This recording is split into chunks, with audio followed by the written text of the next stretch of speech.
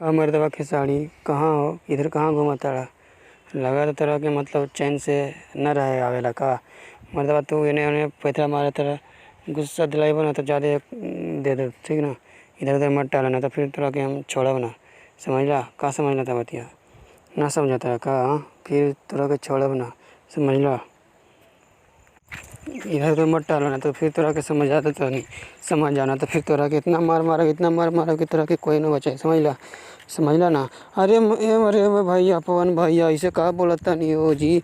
पवन भैया हमर भैया हो, ऐसे काहे खिसियाल बानी रहुआ हमरा के ऊपर, मतलब समझ में नहीं आवत रहुआ का कहल चाहता नहीं। हम तरह के का कहले बानी ए पवन भैया, भैया हो हमर भैया, का गलती भइले पवन भैया रहुआ तो हमरा समझ में नहीं आता का बोलल चाहता नहीं। बोली ना वो साफ से सुथरा से, ये भैया हो ये का कहता नहीं रहुआ।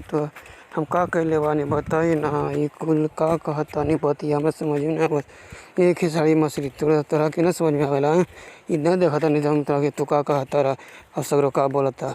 बहुत मार मार अब समझ जा, हम ना बोलता नहीं तो एक मतलब कहा कि मतलब कुछ ना करी, समझ जा ना तो बहुत मार मार। अरे भैया हो भैया, एक को करना हो या उसे भैया हो, छोड़ दी।